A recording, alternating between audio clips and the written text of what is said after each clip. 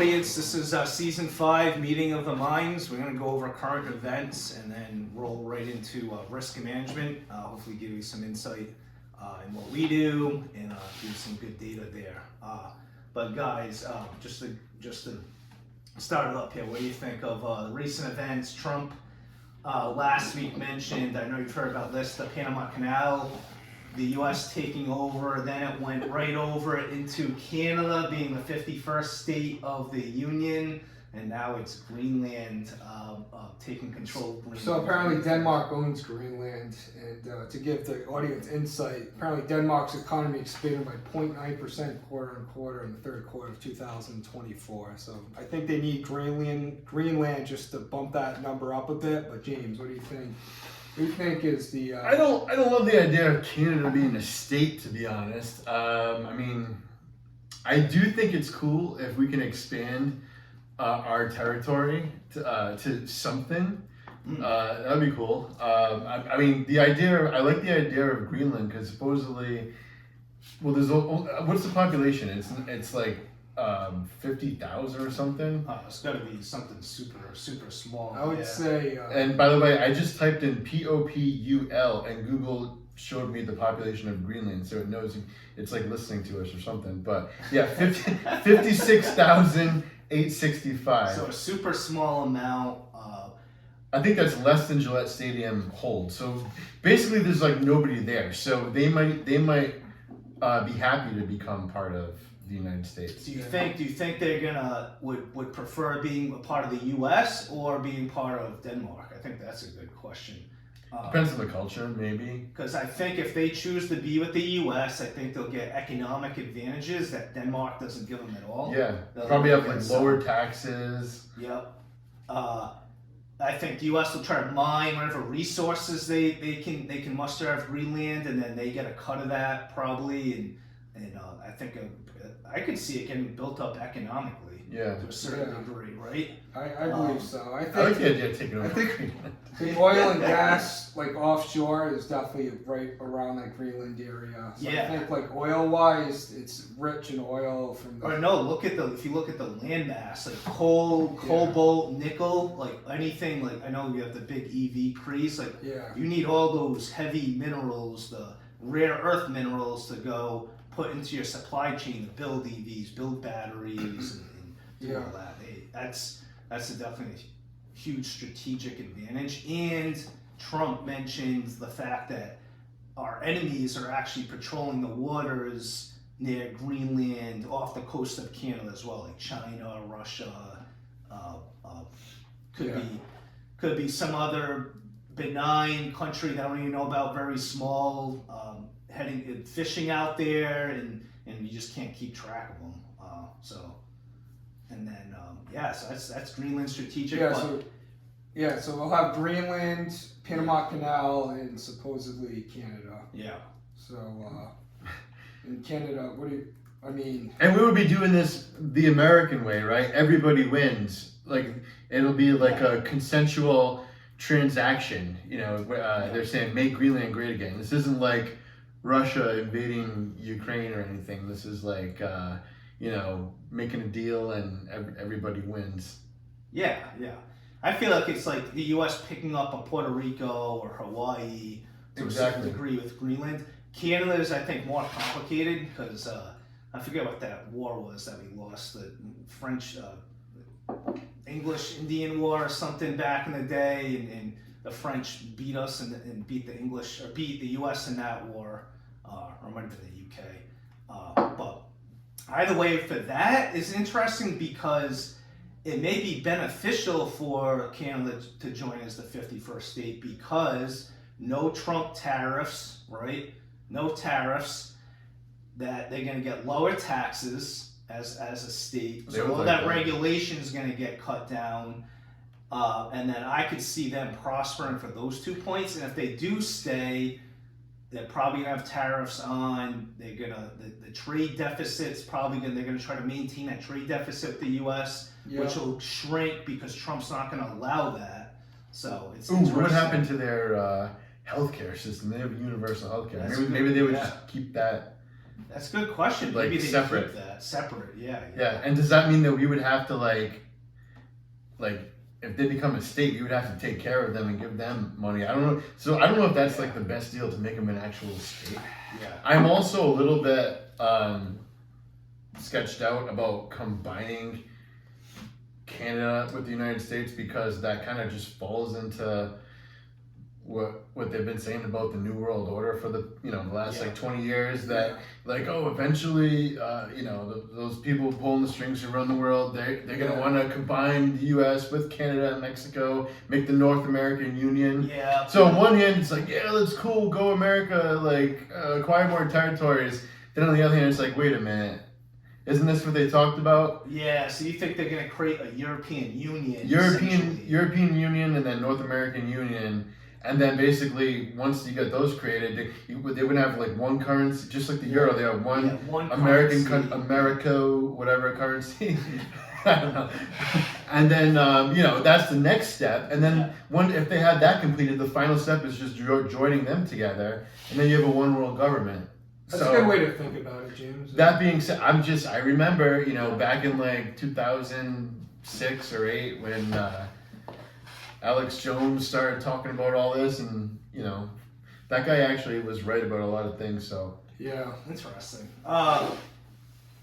Here's the thing. Do you think the Canadian people what's your gut instinct on the Canadian people wanting to still be Canadians, or be Canadians but a state of Canada? I guess we could look at Puerto Rico. So Puerto Rico, I believe on a couple of occasions voted not to become a state. Yeah. Because if they became a state, now they're subject to federal income tax and all the other things that all the other states are subject to. Because right now, that's why a lot of like wealthy Americans, they have their primary resident. You got to stay there for like 51 days out of the year. Yeah. Yeah. Peter in Schiff Puerto Rico. does that. Peter Schiff. Yeah. And because they don't pay a federal income tax, they pay some kind of other alternative tax. And there's no capital gains tax. There's no dividends. Like all those taxes. I didn't know that. That's pretty sweet. I think there is. There's no.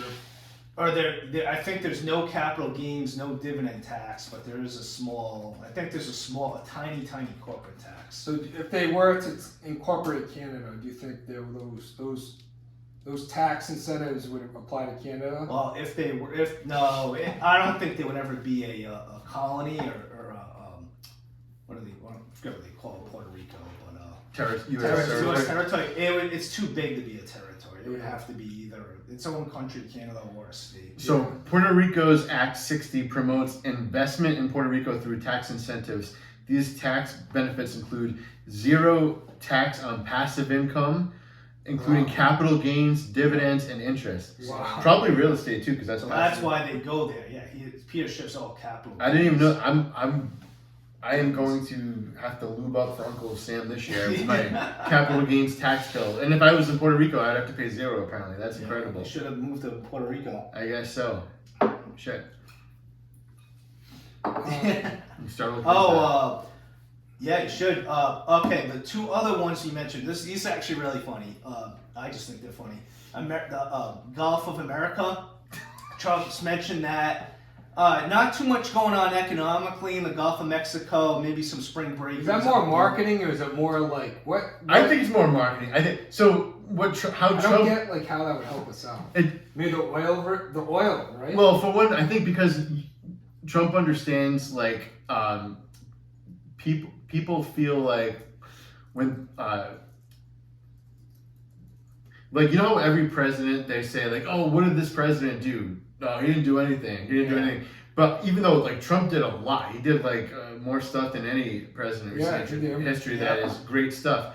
But the things that stick out to people are the kind of silly things that are more like verbal, kind of in your mind. So like, naming, Gulf of Mexico to Gulf of America, that would stand out as something big. Yeah. I think that's silly. But acquiring Greenland would be something very notable. I think that's out of all these things we're talking about, I think that's the most important. Acquiring Greenland would be the best, because, and let's get into this, I guess, there's not, other than just the oil, there's a military strategy reason why you would want Greenland, because then we would have our all our bases covered, with Russia and China and everything. Yep. So that's the other reason why.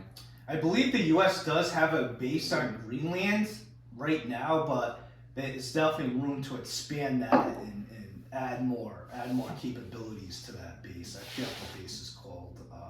It's almost like they almost use it as like a Gitmo type of base. It's kind of interesting. But okay. But yeah, cool. the Gulf of America is kind of silly. I mean, yeah. Well, I mean, technically Mexico is part of America, so it would make sense.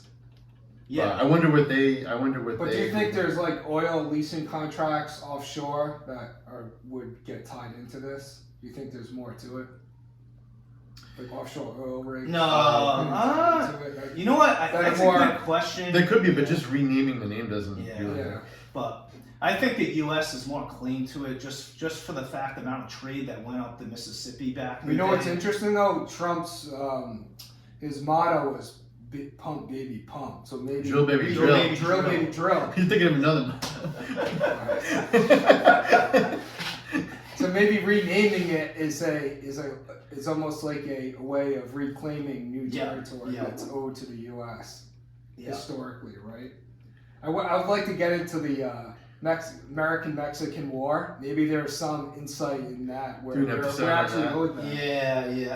Right? We. His motto is "Drill, baby, drill." We bought a lot of, but the Louisiana Purchase. Maybe that should have incorporated all that water should have been incorporated into the U.S. And all those offshore oil rigs, Andrew, are so lucrative for Mexico, and we're the ones essentially subsidizing them. Yeah. And, that's true. Yeah. Right. Well, I mean, we know how Trump works with. So basically, and it makes sense because he's a businessman, right? If you want to get something done, say you want to get something done like over here, right? In order to get it done, he asks for the thing up here. This is going to sound crazy and just like crazy ridiculous, but he does it on purpose because what do they say? You you aim for the stars, you land on the moon, and that's what he does. That's why he said he's like, oh, if you don't pay, we're going to leave NATO. Like, obviously we're not leaving NATO, but it worked. He made them pay up. And just like the whole build the wall thing, obviously Mexico is not just going to write us a check for the wall, obviously, but they did provide us 20,000 troops at the border. So technically Mexico did pay for the wall. So that, that's what he does. Strategy, yeah. I've got one other item in here that I mentioned earlier was the Panama Canal. So I think this was built after World War II, right? I think at a cost of like 35,000 U.S. citizens' lives to build it. Huge endeavor, essentially linking the Pacific Ocean with the Atlantic, or maybe I don't think it's the Gulf of Mexico, but with the Atlantic or the Caribbean area, and then essentially why they did that was to avoid the Cape of Good Hope, so they didn't have to travel under South America, and then essentially almost near Antarctica, through off the coast of Chile, Argentina, and then go up back into the Pacific. It expedited the spice trade. Was that before? Was that after that? It did not expedite the spice. No, it was essentially goods coming from Asia, like automobile parts, this and that.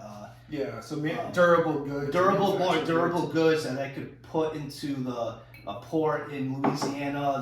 They could go right into the New Jersey port, go right around Florida, go into Savannah, Georgia. So economically, that's probably one of the biggest projects you could do just for trade route, and a great way to actually track that or a good bulk of that trade is through the Baltic Dry Index, which essentially encapsulates all the trade That's in good the sea. insight, So this index, I'm just going to read it right off the Trade and Economics site. The capsize index tracking large ships carrying cargoes like iron ore, coal, lithium, other minerals, essentially just tracks it, those bulk commodities going by sea, Yeah. and I think like 60% of that coming through the Panama Canal. So, and then statistically, the cheapest way to ship raw material is actually by a boat. Economically, it's the best. You've got the Supermax carriers. They can put the cargo containers on. Yeah. It's slower, but you can do the most volume at the cheapest cost. And then obviously your next mode of transportation in terms of like cheapness would be railroad. Yeah. After railroad, you've got trucking, and then the most expensive is via plane.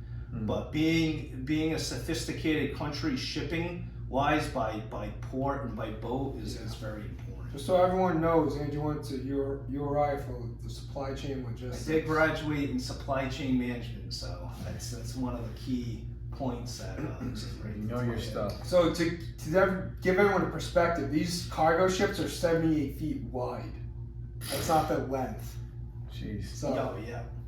Yeah, you've got Supermax ones that are like humongous, and what do they stack them on height wise? yeah, and today's largest container ships measure 400 meters, 1,300 feet in length, Yeah. and carry loads equal to the cargo carrying capacity of 16 to 17 pre-World War II freight ships. To give you guys, to back up Andrew's claim or insight that the cargo ships the most efficient way to transport goods and products. And if you really get into it, it's cool to go on YouTube or Rumble and look up the LA port, like how they do it at the LA port, how they transport those containers, and then the Chinese ports. It's very kind of sophisticated and automated, and there's the amount of trade and products that move through those ports. So James, do you think Trump will enact a tariff at the Panama Canal if that is implemented? Or that does go through? I mean, how would we act a tariff at the Panama? Well, you know what, Greg? I don't think it's that. I think it's shipping rates, your freight rate cost. Apparently, supposedly China controls the Panama Canal through a deal with Panama. Yeah. So maybe the freight rates are higher than they should be for the U.S. Yeah. I think that's what Trump can eliminate. But we don't export, we import everything. So that rate for us would be for. That's Do we export correct. We food do through there? import. So our food export rates would probably be lower since we have control. Yeah. of that. Yeah, like who would we be exporting to through the Panama Canal? Just grain, corn and grain to China. We wouldn't go like through California and just. Actually, that's a good point. Yeah, just go through. Go through the LA port. Yeah, that's you know what? That's interesting to know exactly what the U.S. exports. Maybe if we're trying to get stuff to like South America, maybe. South America, yeah, from the LA port. Mm. Yeah, LA, maybe the LA port to Brazil. They definitely use the Panama Canal. But you know what? We don't do, like, in terms of raw goods, maybe corn, biofuel products, but we don't export. You're right. We don't export that much finished goods. Yeah. But for the audience, I think like these are huge like economic events that could change exchange rates. Obviously, geopolitical. You could have a trade idea off of what geopolitical changes are going to happen with these new ports opening up or freight rates going down in Greenland. So very interesting to think about. I'm excited about just getting some oil from Greenland. Yeah. And then having like a base, like think about having a base on Greenland. We're kind of just like on top of the world, so to speak. Like, if Russia tries to go to United States, they're gonna have to like, go past that airspace. Yeah, it's a great checkpoint. Yeah. Right? Yep. Yeah. And you know what? The Quonset It's like the eyes in the sky. The Quonset port, right in Rhode Island. They can how much raw materials they can ship right. I think Rhode Island's strategically located to take in raw material. I do miss that air show in Quonset Point. Quonset Point Air Show. They stopped it ever since COVID. Oh god, that's terrible. But Massachusetts will be a benefit of that. We'll get cheaper oil, cheaper raw material costs. natural gas. They probably have natural gas. Natural gas is the biggest. You liquid natural gas, put it right into gas. So apparently there's 17.5 billion undiscovered barrels of oil off Greenland's coast. 17 billion. 17.5 billion. Oh my God. Uncovered barrels of oil off Greenland's coast. That's amazing. So how many barrels of oil does the U.S. use per day? I'm gonna look that up right now. That'd be interesting stuff. In 2023, the U.S. consumed an average about 20.2 million barrels of petroleum per day. Per day. So just off coast oil from Greenland could supply us for the next. Maybe Well, what's that? Well, 5 James, years. do the math out. What would that be per month and then per year? Hold on. And then how much could that supply us? So this is to give the audience perspective how economically beneficial this would be for the U.S. And this is just off coast oil off the coast of Greenland. It's not even on the land. To give you an idea of how beneficial this is, how much Trump has made progress on this issue, on acquiring Greenland before he was even in office. So 20.25 million times 365, 7.4 billion per year. So 7.4 billion per year we use. So it's probably 2.5 years worth of oil. Yeah. Which There's gonna be more. Of that actually, you know what? I think what you mentioned is discovered, but undiscovered is probably way more than that. Oh yeah, once we get in there. Because that, what's that place in Alaska that they discovered the oil? That Trump talks about all the time. Oh, the sand mines, or No, not the sand mines. The oil. There's like oil underground in Alaska that he like opened up the permitting for. Permian Basin. No, it's not the Permian Basin. Anwar in Alaska. Apparently, there's wells in that area that could supply the U.S. for like 70 to 80 years. It's probably the biggest oil. They like to call anything large is like oil reserve, similar to Venezuela's. It has a big one, but this one could like supply the U.S. like 50 to like 80 years. I do hope we use more renewables in some way though, because I feel like we need that oil for space travel. Like, because you can make an electric car, but you can't make an electric spaceship. So, and none of us are going to be alive. Like, doesn't oil take like millions of years to like get created? Yeah, So, yeah. we don't want to use it all, but apparently there's plenty in there. I don't know. Probably by the time we use it all, we're gonna come up with some fusion or some other crazy. Well, you know what's actually really interesting? Trump mentions a lot is hydrogen technology, and he had one. I don't know if it was a speech or a rally. He mentioned how hydrogen's the future, along with EV and gasoline. It's going to be a mix, but hydrogen, which is essentially water, is going to be the future. The one X factor is with cars that just trying to figure out it blows up like really bad. But hydrogen, you can run your car essentially on water. And when he said that in that speech, I know 2 hydrogen stocks that went up like 90, 100% the next day. So that you got to think about as a long-term trade idea. The stock is still cheap, really cheap. There's a big cap. What stock is that? We'll throw it up on the screen here. Oh yeah. Let me go to my handy dandy binder here. Hold on a second. This is brought to you by Buffalo Trace.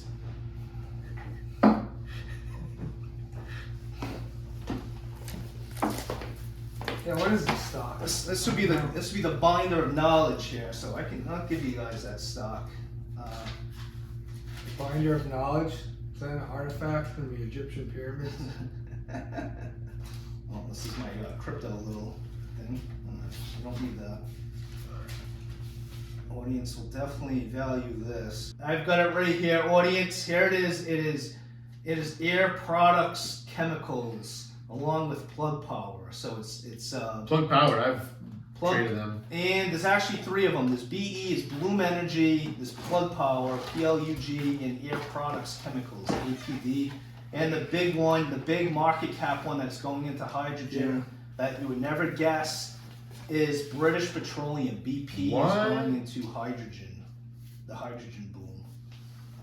That's wild. Now, if you look at Plug Power, Bloom Energy, Air Products, after Trump's speech, they probably went up about 100%, 80% to 90% after he mentioned hydrogen.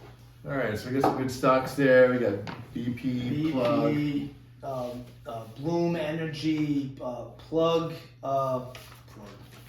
So do you have any nuclear stocks or companies that are exposed to nuclear energy? Yeah, there's a few here. I don't know if you know that the specific mineral that they look for that's really good for uranium. Yeah. So for our audience here, like I know we've been mentioning hydrogen, but overall going into the future, I think we should start to look into other industries that are undervalued that have tangible assets, like Greenland, right? Probably is coal. That's a great point. Nickel, cobalt, lithium, oil, this and that. Yeah. To start to change our framework to find undervalued, tangible, rare earth mineral companies that have value. Bless you. That you can get into. And then Trump's economy is going to drive those minerals up and then into the new economy for electric cars, windmills, nuclear plants, and whatnot. So to your point, nuclear, right? Nuclear is going to be huge. Reason being is because AI and everything needs data centers. Those data centers need electricity. You need some cheap source of electricity. And where's that going to come from? Most likely small modular nuclear plants to produce that energy cheap. And what mineral do you need to do that with? It's uranium. So great trade idea, great stock idea, going along with Trump's economy. You might be able to mine some of that out of Greenland is uranium. And you can trade that via ETF. You may be able to find a specific uranium miner. There may be a few out there. Yeah. But you're going to see the money flow from tech, non-tangible data-related industries into tangible related industries. Gold miners, silver miners, nickel miners, uranium miners, and other things of that sort that have been undervalued from a PE standpoint for many, many years. So that's where you're going to get your percentage gains. I don't know what you guys think. Do you think you have any specific minerals, mining companies, where you want it to overall where it's going to go? Kind of into. I haven't really looked too much into mining companies or minerals or anything like that. So I would say that's your forte. Yeah. I know the whole Trump making Canada 51st state or whatever number state. I know Canada's mining industry is huge, so it's going to be beneficial for rare earth minerals. I know with SpaceX and Tesla and cars, but especially SpaceX, like heat resistant rare earth minerals that are specifically engineered to be big in the future. So your point, if you're going to need those combinations of rare earth metals mixed in to create new industries, and it's not only energy, it's travel, space travel.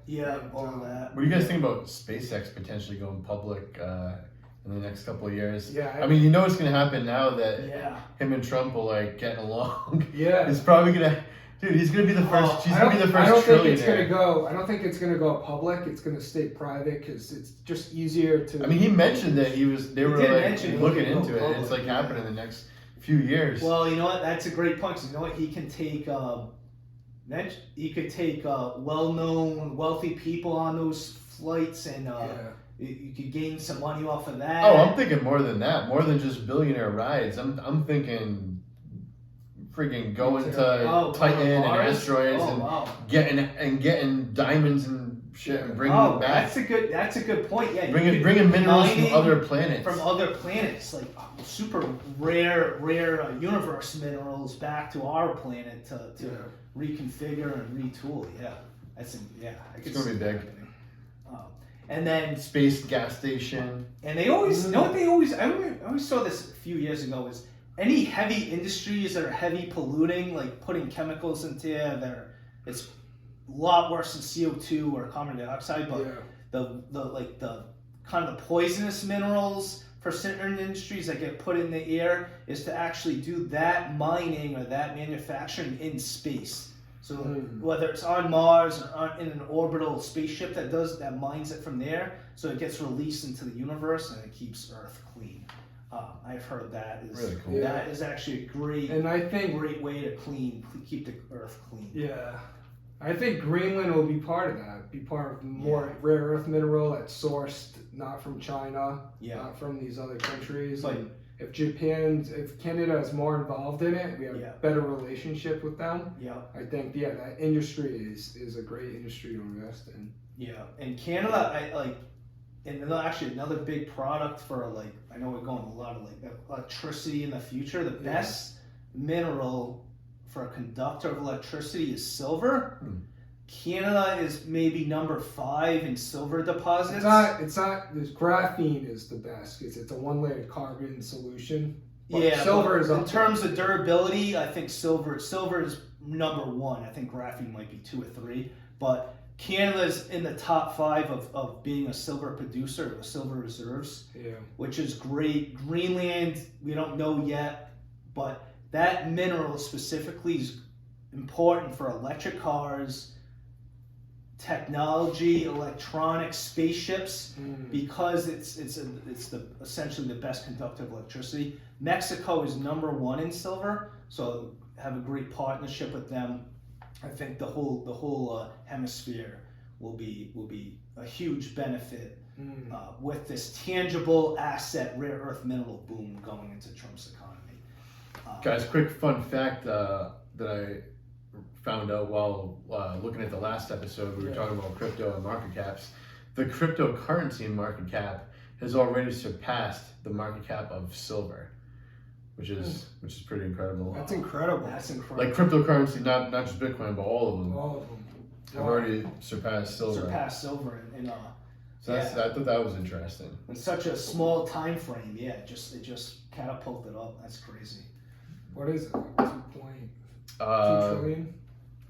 Well, the cryptocurrency is 3.5 trillion, and then